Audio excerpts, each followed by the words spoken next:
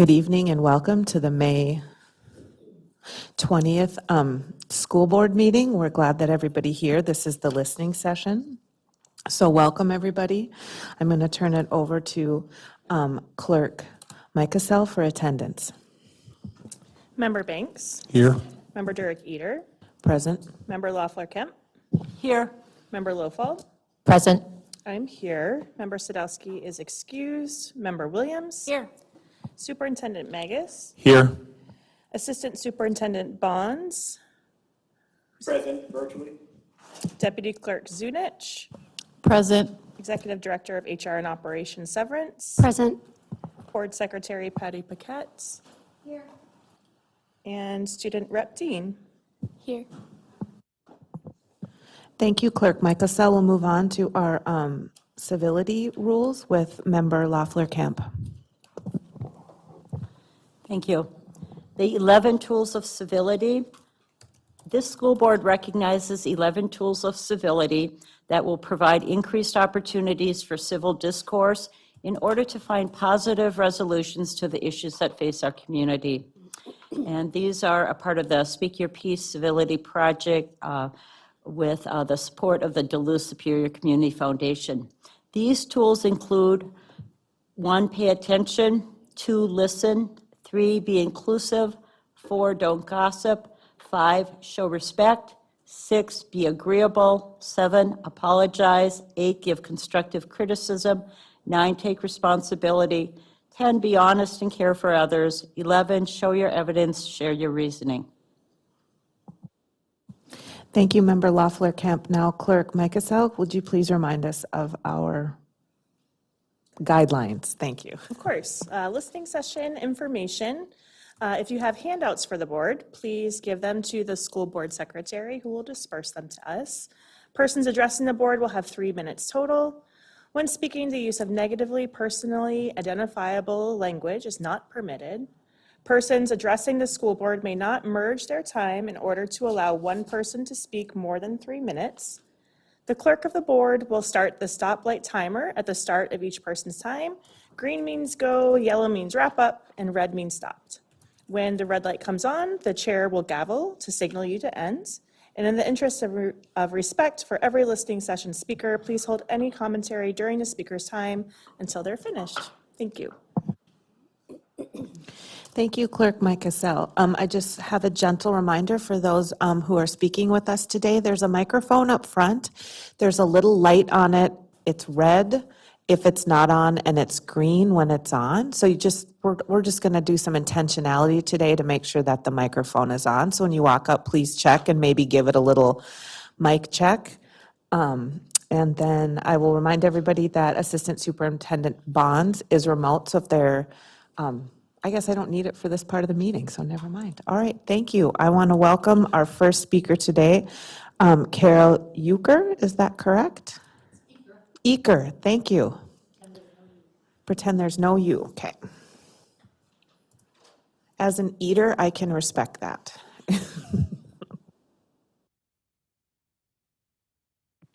And it's green. I want to talk to you tonight about my experience with one of our grandsons who lived with us during his middle and high school years. He is autistic and had several non-residential and residential living experiences related to that disability. He came to us following a voluntary foster care placement with schooling at Merritt Creek Academy. Entering Ordine East was terrifying for him. He hid during the school day. He acted out in class. I might have called that setting his feet and saying, I can't do this. As part of entering middle school, he needed to select a music option. Feet firmly planted, he said, whose idea was this? Explanations followed. He listened and then declared, I won't sing, I won't march in a band. He thought he had it covered. We replied, well, that leaves orchestra. We listed some of the instruments. After a long pause, he said, I will play the viola. So it began. He rented a violin strung as a viola because he was small. He received well-ordered instruction delivered with humor and compassion. Before long, he was declaring orchestra to be his favorite class. He felt safe and discovered that music calmed him. Well, we discovered that it did. We think he did too, because when upset, he often took out the viola at home to play for a few minutes. Now, making friends was difficult. Social things are often difficult for autistic children. Among other orchestra students, he felt safe. Making music was something he could do hidden in the group. We were grateful for those 2 years. We began to plan electives for the 8th grade and were delighted to hear him say, "I want to stay in orchestra." Well, he graduated last year, and he played with the orchestra at graduation.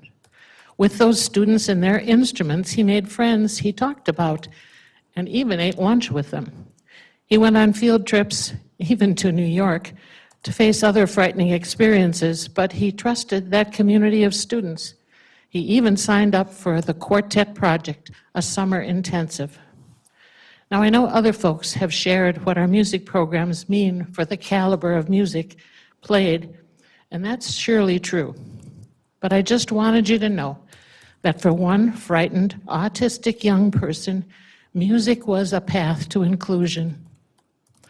As a retired art teacher, I spot students in all the performing groups who have similar needs. Not all students can afford early lessons. Those kids enter music programs behind, but lesson teachers within the school day can catch them up. Those kids can find a safe place to work on belonging, easier for some than for others. Please don't take this from them. Thank you. Thank you. Now, we would like to welcome Mr. Jim Jubinville up to the mic. Make sure you do your mic check, Jim. Thanks. And I'm not seeing any lights. Pardon? Oh, sorry. All right, it's green. Hello, my name is Jim Jubinville, and I'm a special education teacher at ALC AEO. I'm also the co-facilitator of the labor management committees. Mr. Anthony Bonds, our assistant superintendent, and myself completed our 4th year together as co-facilitators of the labor management process. As part of the process, we email all QLT members 2 weeks prior to the meeting for agenda items. We then share the compiled agenda with district leadership a week prior to the meeting to allow administration, especially Mr. Bonds, to look into issues requiring feedback from management. As I've said in the past, we stress the importance of addressing issues first at the site level before bringing it to labor management. We also keep track of larger items through an action tracker so the item doesn't disappear off our radar. We will continue to fine-tune the process as we move forward and also ask for feedback from the committee members to improve the product. We took a step back in what the labor management QLT teams accomplished this year in my mind. Part of it was due to the budget cuts and sunsetting of ESSER funding. I also believe sometimes it felt like we were just meeting to say we met and the administration could check a box. The DFT membership showed that they had good ideas to either cut expenses or generate revenue or both, and those ideas often appeared to fall on deaf ears. Ignoring the labor portion of the labor management relationship harms morale and can damage trust between the two sides moving forward. The other issue that stands out from this year's labor management cycle has to do with the build-out of the former Duluth News Tribune building. ALC-AEO staff raised concerns about the location of the building, about the school's needs for the second floor space as allotted by ISD 709 administration, and their concerns about the way space was assigned to various programs assigned to the facility. Our staff believe there was never a compromise or finding a middle ground with these concerns. An additional concern is that there will be multiple age groups of at-risk students assigned to the building, including some who may exhibit volatile behaviors, being asked to share the same physical space. We can all do better. The 4 leaders of the labor management process, myself, Ethan Fisher, Anthony Bonds, and Superintendent Magus, need to get on the same page about what is necessary to make this process work for the good of students and staff of ISD 709. Additionally, you as the school board need to ask questions and not listen to only one side of an issue. Just as important, there needs to be a reboot of the strained relationship between district administration and the staff at ALC AEO moving forward. Some items we need to continue to work on are smaller class sizes at all levels, an improved MOU for early childhood, and caseload limits for birth to 21 case managers. Thank you for your time. Thank you. Next, I'd like to welcome Mr. Chris Fold, please.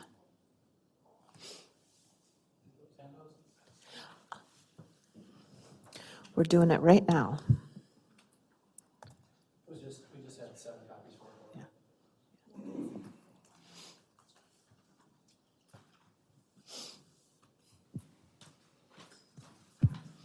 Test? Thank you. Yes.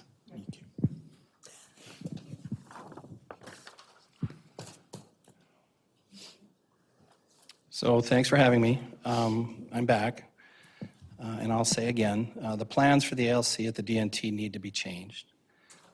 Still, no one has shared any data, survey information, research, or logic that could explain the space allocation for ALC students on the second floor. If you view the plans I just passed out, on page 1, blue is ALC and yellow is adult ed. Every day in the blue space, there will be up to, not always, but up to 100 seat-based students, maybe 10 drop-in independent study students, 30 staff, and any new potential students or families that appear daily, totaling up to about 140-ish students and staff. Every day, and adults, I should say. Every day in the yellow space, which is adult ed, they will house, or that space will house, 3 full-time staff-ish, various .2 rotating staff, and maybe 5-ish adult clients at a given time, totaling maybe 10 adults. There's no logic to the second floor space allocation math, and the administration refuses to explain yet with data how or why the space is allocated this way. At ALC, we have the same children returning to this space each year for perhaps 4+ years, every day, forced to persevere in a crowded space with no gym, no cafeteria, no space for the entire student body to assemble, limited windows, and dark views of a depressing street and a parking ramp alley. While adult ed rotates adults through for short periods of time and will have an overabundance of dream space and bright window views of Lake Superior, which I suppose is why adult ed was invited to speak at a school board meeting a couple months ago, praising this plan, while we were suspiciously not invited to attend and share our thoughts on the plan. In fact, if you remember the last time I was here talking about this, I ran out of time. My mic was cut off. At that meeting, I asked 10 questions. Now I'll condense them to 1. Why are we sacrificing the basic needs of our already struggling full-time, first-round teenage ALC students to over-accommodate our part-time, second-round adult students who have already had their first-round opportunity in schools? Doesn't the district put the kids first? The plan needs to change, and the solution is simple. Keep the existing design on page 2 of the handout, flip that over. But move adult ed to the ALC middle school space on the first floor and keep all things ALC together on the second floor. Why wouldn't we do this in the first place? The logic works for the solution and the square footage is appropriate. There was a plan developed that did this. Jen Larva, Brian Brown, Principal Glockley, several of us from the ALC saw it. But then, did Mr. Magus or Mr. Bonds decide that would not be the plan? Without providing any reason or logic to support the space allocation, it would appear that someone has made a unilateral decision that can only be explained as punitive and personal against our students and staff and programs. I'm out of space, out of time? Well, I'm sorry, but I guess in closing remarks, if you're going to force students to travel to an inappropriate school location, then please at least give them an appropriate space when they get there. I have other things to say, but sorry. Thank you.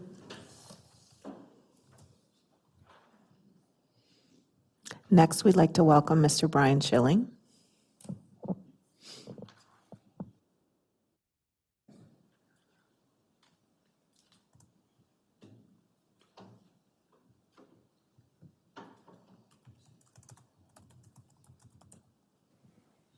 Green.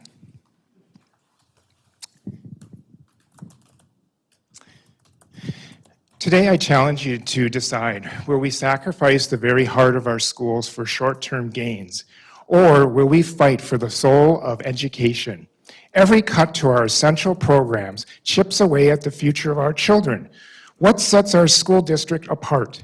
Picture a successful football team when players need strength training. Do we cut back on the weight room or have a halftime coach? Of course not. For success, just as our student athletes rely on guidance to maximize every ounce of their potential, our students depend on committed professionals for the foundation for literacy and critical thinking. The Atlantic states students in elite colleges can't get through full-length books anymore, in part because they are coming ill-prepared from K-12 because of cuts like these. Isn't it our duties as professionals to provide them with the right tools, welcoming spaces, and expert guidance? We owe our students more, not less. Our district has a lofty reading goal. We will help every student read at or above grade level from kindergarten onward. Studies have shown that schools with full-time certified librarians enjoy as much as 7.6 boost in reading proficiency and a host of other academic gains. If our aim is to elevate literacy and prepare our students for a complex world, why would we cut the positions that serve as catalysts for such change? The proposed pair support plan does not come close to address the literacy needs. State rules restrict pairs to just supervising or checking out books and not teaching or offering in-depth reading guidance or research. It is not worth the immediate cost savings to gamble with our students' need for media, information, and literacy. Consider another topic. Our library holds hundreds of thousands of dollars in carefully selected books and resources, investments made over decades. Without expert guidance, this treasure trove risks being underutilized and mismanaged, contradicting the vision statement of Duluth Public Schools, quote, having responsible resource management. It is important to remember what our legacy will be. Every decision we make and every dollar we invest should nurture the hearts and minds of our children.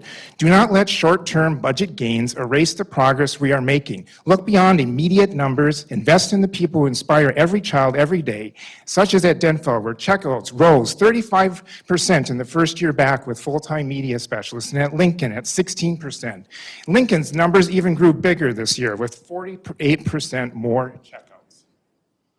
Today, I urge you to think creatively and boldly.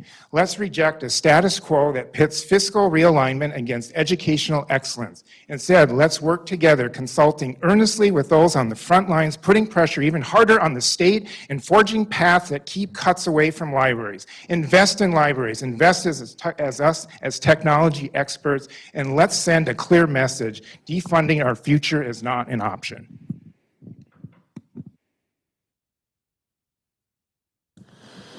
Thank you. I'd like to thank everybody for coming in and sharing with today. This ends the listening session, and the school board, the business portion for the school board meeting will